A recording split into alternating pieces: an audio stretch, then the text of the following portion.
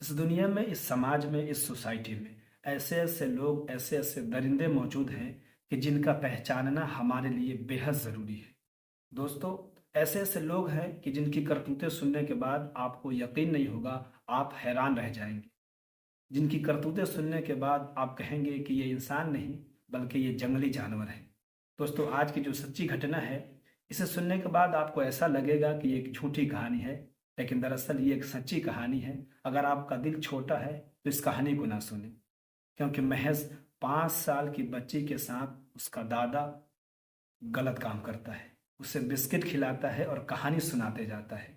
वो बच्ची कहानी सुनती है और बिस्किट खाती है, लेकिन उसे क्या पता कि आज की कहानी उसकी ज़िंदगी की आखिरी कहानी होने वाली है।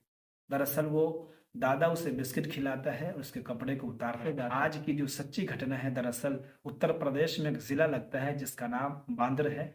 बांद्र ज़िले के अंतर्गत एक थाना लगता है जिसका नाम मकरा है। उस गांव में एक 5 साल की बच्ची अपने माता पिता के साथ रहती है और पास में ही उसके दादा दादी भी रहते थे।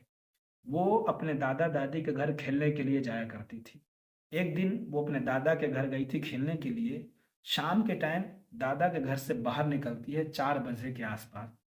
सामने रोड पर एक दुकान होता है, वहीं जाके खेलती है। काफी देर होने के बाद वो लड़की जब घर नहीं पहुंची तो उसके दादा दादी उसे तलाश करने के लिए घर से बाहर निकलते हैं। उसका जो सगा दादा था, लोगों से पता करता है कि मेरी पोती जिसका नाम रिधि था, क्या वो यहाँ पर आई थी। लोगों ने बताया कि नहीं, यहाँ तो नहीं आई थी। फिर सामने एक दुकान के पास जाता है तो वो दुकानदार बताता है कि यहाँ पर आपके दूसरे भाई आए थे और रिधि को बिस्किट दिलाकर उसे अपने साथ लेकर गए हैं। उसका जो सगा दादा होता है वो सोचता है कि आखिर वो अपने घर ले गया तो वापस क्यों नहीं किया, अब तक तो उसे पहुंचा देना चाहिए, क्योंकि रात के तकरीबन 6 बज चुके हैं। उसका दादा अपने भाई के घर जाता है और जाके उससे पता करता है कि रिधि यहाँ पर आई थी क्या। लेकिन उसका जो दूसरा दादा होता है वो खामोश रहता है, कोई जवाब नहीं देता है। उसके साथ और भी लोग गए हुए होते हैं। जब वो खामोश रहता है तो लोगों को शक होता है। आसपास देखते हैं कि खून के कुछ धब्बे हैं।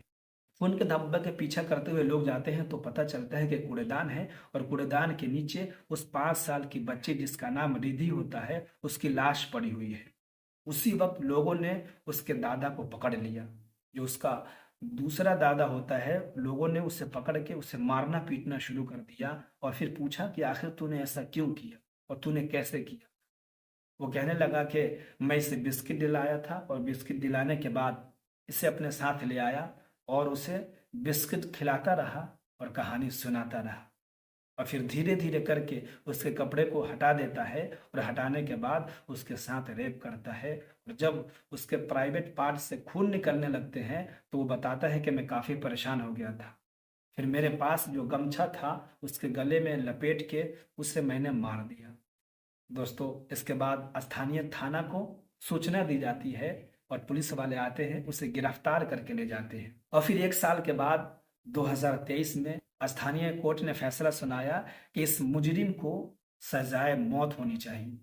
जी हाँ दोस्तों, उसे फांसी की सजा हो जाती है।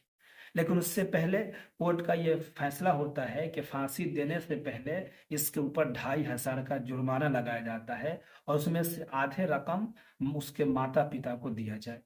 माँ बाप को अच्छा लगता है कि हाँ, हमें इंसाफ मिल गया।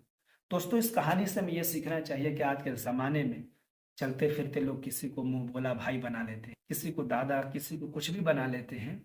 लेकिन आज के ज़माने में हमें सावधान और सतर्क रहने की ज़रूरत है। किसी पर आप जल्दी विश्वास न करें, क्योंकि जिस नज़र से आप अपने बच्चे को देखते हो, ज़रूरी नहीं कि हर कोई उसी नज़र से देखता हो। मिलते हैं किसी और सच्ची घटना के साथ, तब तक के लिए आदाब।